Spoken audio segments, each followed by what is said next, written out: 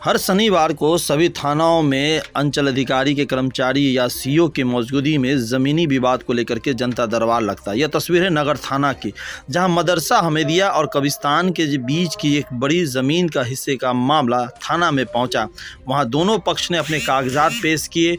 वहीं पर जो कर्मचारी थे उन्होंने कागजात को देखने के बाद कहा कि यह कागजात जो मदरसा हमीदिया के पास है वो सही है, और दूसरा जो वसीम खान है जो दावा करते हैं कि यह मातम खाना का है और भी कई विभाग का ये ज़मीन है, तो उन्हें सक्षम न्यायालय जाने की आज्ञा उन्होंने दी है। अब ये देखने की बात है कि ये जो ज़मीन है आखिर ये विवाद कहाँ जाके थमता है।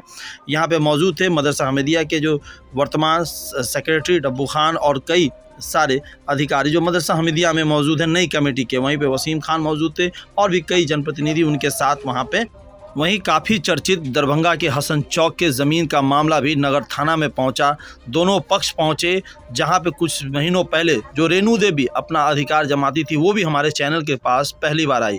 आइए आपको ये दोनों ज़मीनों विवाद के बारे में जो शख्स लोग मौजूद थे जिन्होंने अपना दावेदारी की, उन्होंने क्या क्या, सबसे पहले सुनिए उस अधिकारी का जिसके सामने ये जनता दरबार लगा। अभी तक 2 मामले का निष्पादन हो चुका है।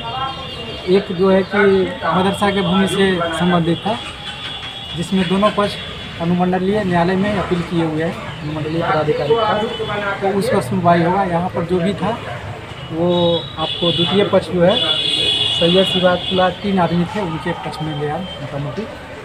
और जो अभी दूसरा जो सुनवाई हो रही थी उसमें जो है प्रथम पक्ष रेणु देवी थे और द्वितीय पक्ष बैद्यनाथ प्रसाद थे। कागज़ को देखने के अनुसार से प्रसव दृष्टिया से उसको देखने से रेणु देवी की तरफ जा रही थी जो हाईकोर्ट की हो रही थी।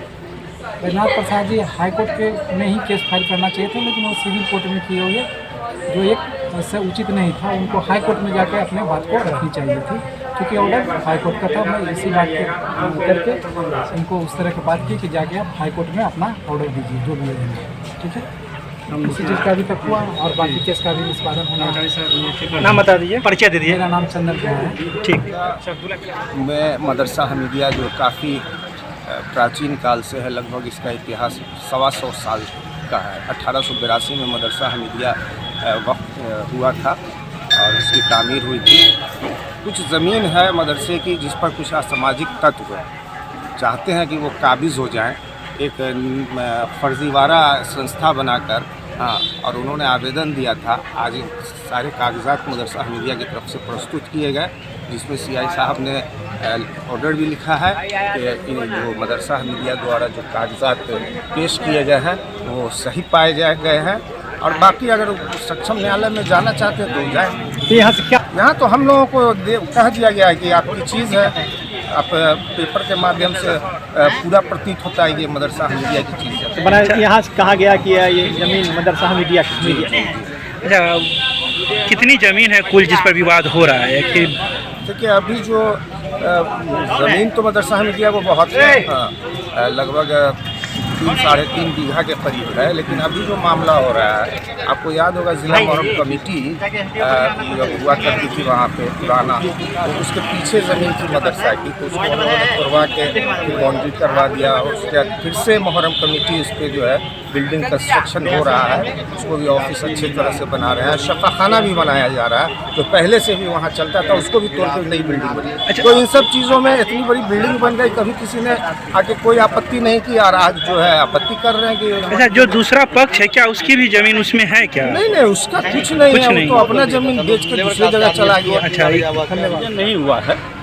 यहाँ पे मामला ये था कि कई संस्थान की वहाँ पे ज़मीन है। किस जगह? किलाघाट में, किलाघाट चौक पर मदरसा से सटा हुआ। तो मदरसा की जो ज़मीन है उस पर तो कोई आपत्ति नहीं है, किसी को भी नहीं, चूँकि हम लोग समाज के हैं, हमारे समाज का मदरसा भी है। वहाँ पे कब्रिस्तान है, वहाँ पे इमामबाड़ा है, वहाँ पे सफ़ाखाना है, वहाँ पे मुहर्रम कमेटी भी है, वहाँ पर आपको मातम खाने की भी निकलती है। तो हमारी लड़ाई थी कि भाई जो मदरसा के अलावा जो ज़मीन सब है वहाँ पे डबरा है, तो ये सब जो ज़मीन है ये कब्रिस्तान से जुड़ा हुआ ज़मीन है, कुछ वहाँ पे मातम खाना से जुड़ा हुआ ज़मीन है। ये कहते हैं कि नहीं सब जमीन मदरसा का है। आप मदरसा किस के मामला नाम को से- लेकर थाना पर आए थे? इसी मामला को लेकर थाने पे आए थे। क्या कि थाने क्या डिसीजन हुआ यहाँ? यहाँ पे अभी डिसीजन नहीं हुआ है कोई। डिसीजन लेने का तो इनके हाथ में पावर नहीं है ना भैया कि डिसीजन ले लेंगे। सारी जमीन की देख रेख करने वाले अभी कौन है? भाई अलग अलग कमेटी सब है वहाँ पर। मतलब जैसे हम ज्वाइंट सेक्रेटरी हैं, ये हमारे सदर हैं आप मातम किस खाना चीज़ की- कमेटी के। मातम खाना। तो हम लोग अपने जमीन के लिए लड़ इतने रहे हैं। दिनों से कहाँ थे? अरे भैया इतने दिनों से क्या मतलब है कि जैसे पूरे जब शहर जिस- में जो जमीन का जो मामला है वो जैसे जैसे उजागर होता है, कोई उस पर काबिज होना चाहता है तब ना कोई उस पर कार्य। कितने जमीन का मामला है? कितने जगह कितनी दूर का? वहाँ पर तो बहुत सारा जमीन है। जैसे वहाँ पर देखिए, वहाँ पर लगभग 8 कट्ठा 9 कट्ठा सराय है। सराय समझते हैं ना? सराय एक संस्था होता है। आप किस मामला को समझा? लेके कितने जमीन हमारा के- वहाँ पर जितने जमीन है सब पे हमारा मामला है। कोई एक कितना मामला कितना नहीं है। टोटल कितना कुछ लगभग 12-14 कट्ठा की जमीन का मामला हो। तो आप क्या चाहते हैं कि जितनी भी जमीन है सबका अलग अलग हो जाए नाम? जिसका जो है हमारा कहना, अगर कब्रिस्तान का जमीन है तो कब्रिस्तान की कमेटी के हवाले हो। अगर सराय की जमीन है तो सराय कमेटी के हवाले हो। अगर मातम खाना की जमीन है मातम खाना कमेटी के हवाले हो। हमारा पहला ये डिमांड है। पक्ष तो पहला पक्ष क्या चाहता है? पहला पक्ष ने बगैर किसी नक्शा पास कराए, बगैर किसी नक्शा, भैया कोई बनाइएगा तो नक्शा भी तो पास होता है। बगैर नक्शा पास कराए एक ज़मीन पे वो बना रहे थे, हमने उन पर रोक लगाया कि भाई ये तो आपकी ज़मीन नहीं है। उसी पर हमने आवेदन दिया, थाने पे आवेदन दिया, डीएम साहब के आवेदन दिया, नगर आयुक्त के पास दिया। क्या कहा गया न्यायालय उसके बाद जाने के हमने लिए आपको? एसडीओ कोर्ट में भी आवेदन यहाँ दिया क्या कहा है। गया है? यहाँ कहा है कि आप लोग न्यायालय जाने के लिए बाध्य नहीं है, आप जा सकते हैं। क्या- परिचय और दे दीजिए हमारा अनुमंडल में भी 2 तारीख को हमारा डेट है, इस पर सुनवाई है। अपना परिचय दे दीजिए। मोहम्मद वसीम अहमद हुआ, क्या है आप? ज्वाइंट सेक्रेटरी मातम खाना कमेटी और social worker, social activist. Hasan Chowk पे एक ज़मीन का मामला है। वे 4 धूड़ 48 धूड़ की रेणु देवी के पक्ष में हाई कोर्ट ऑर्डर दे चुका है और बैजनाथ महतो ने हाई कोर्ट को वैल्यू नहीं देते हुए वे हमेशा से जो है जनता दरबार बार बार लगती है, नोटिस पे नोटिस बैजनाथ महतो को पहुंचता भी है तो वे रिसीव करने से इनकार करता है। आज किसी तरह से उसको बुलाया गया, वे आया और कोई पेपर दिखाने से वे असमर्थ रहा और रेणु देवी के पक्ष में सभी पेपर सीओ साहब के सामने प्रस्तुत हम किए हैं। आगे जो कार्रवाई मेरा होगी- सवाल ये है कि हाई कोर्ट का निर्णय कब आया? हाई कोर्ट का निर्णय पेपर देखने के बाद ही हम बता सकते हैं। रेणु देवी के पक्ष में सारी डॉक्यूमेंट जो भी मतलब मोटेशन दाखिल- कितना दिन पहले, कितना साल पहले आया निर्णय? लगभग 15 साल। आप पक्षकार हैं, आपको जानकारी होगा? हाँ, हाँ। 15 साल कितने पहले। दिन पहले आया? ये समथिंग उसमें देखने से हम बता अच्छा। सकते हैं। जैसे अच्छा, इतने दिनों से कहाँ थे? इतने दिनों से क्यों नहीं खाली देखिए करवाया? उनके हस्बैंड आकस्मिक इस घटना के कारण से वे उनको हार्ट अटैक या कोई तरह से उनकी आकस्मिक घटना हो गई। उसके बाद रेणु देवी बहुत कमज़ोर होने के बाद वे स्थान से कहीं अपने गंतव्य स्थान पे चली गई और फिर उसके बाद वहाँ ताला उला लगा के छोड़ दी।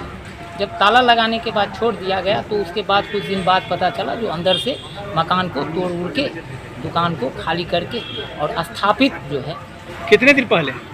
ये समथिंग आपको 2-4-5 साल पहले की घटना। उस समय भी आपने आवाज़ नहीं आप उठाई? उस समय आप आवाज़ नहीं उठाए? नहीं, रेणु देवी अपील की थी कहाँ अपील की थी? और थाना में की थी। अच्छा, थाना से कोई कार्रवाई हुआ? बहुत सारा कार्रवाई के साथ साथ थाना एसडीओ साहब पोजीशन दिलवाए, 2-3 बार जो है रेणु देवी को पोजीशन वहाँ पे दिलवाए हैं। और उसके बाद रेणु देवी अपने खुद कमज़ोर हो गई, मानसिक रूप से बहुत कमज़ोर हो गई। तो फिर कैसे शट आउट होगा ये मामला? हम लोग रजिस्टर्ड एग्रीमेंट शट आउट मामला तो कानून के साथ हम हैं, कानून हमें शट आउट कराएं। अच्छा, एसडीओ ने आपको पोजीशन दिला दिया? हाँ हाँ, फिर भी बाद में ये विवाद हुआ? ये डॉक्यूमेंट मेरे पास है। नाम क्या नाम हुआ आपका? जी, मेरा नाम हुआ श्याम कुमार सिंह। तो वो रेणु देवी आपको रजिस्टर्ड डीड हम बनाए हुए हैं। आप बनाए हुए हैं? जी जी, रजिस्टर्ड। लेकिन मामला तो रेणु देवी के नाम से चल रहा है। हाँ, रेणु देवी यहाँ आके अपना रजिस्टर्ड साइन करती हैं। आज आई है क्या? हाँ, आई थी, चली गई। उन्होंने साइन किया है? साइन तो करवे करती हैं, सारा रिकॉर्ड पे है। आगे आप क्या करेंगे? हम तो फिर कानून का सहारा लेने के लिए शुरू से हैं, आज भी हैं, कल भी रहेंगे। परिचय दे दीजिए। ये मामला ऑलरेडी न्यायालय में चल रहा है। जो अभी 347/19 केस नंबर है, जिस जज के यहाँ चल रहा है, सब जज में चल रहा है। ये बार बार हमको कोर्ट में लंबित मामला होते हुए भी टोन थाना हमको बार बार नोटिस दे रही है। इनको बार बार कहते ही ये मामला न्यायालय में चल रहा है, ये बार बार हमको नोटिस देते आ रहा है। आज क्या निर्णय हुआ है? आज निर्णय कुछ नहीं हुआ, रेणु देवी नहीं आई है, हमसे जबरदस्ती। अच्छा 2008 में हाई कोर्ट का एक फैसला का जो वो दिखा रहे हैं, वो क्या तो है? फिर वो गलत, वो ऑर्डर जो है हाई कोर्ट ने सीधे दिया है कि एसडीओ ऑफिस को देखिए, ना कि ऑर्डर दिया हवाले करने के लिए दिया है। उनका ये कहना है गलत कि है। एसडीओ ने खाली भी करवाया, नहीं, पोजीशन नहीं, भी गलत, दिलवाया। वो सब गलत है, वो सब गलत है। तो आज वो सब कोई ऑर्डर नहीं है। आज यहाँ क्या निर्णय हुआ है? आज निर्णय ने हुआ कि इन लोगों ने बोल दिया कि आप जाइए कोर्ट जाइए, हैं? अब तो कोर्ट ऑलरेडी है ही हैं, अभी कहते हैं हाई कोर्ट जाइए, तो हम हाई कोर्ट जाएंगे। अब हम अपना परिचय दे दीजिए। हैं? मेरा नाम हुआ बैजनाथ प्रसाद, जज flash print and cyber zone के प्रोप्राइटर, हसन चौक, दरभंगा।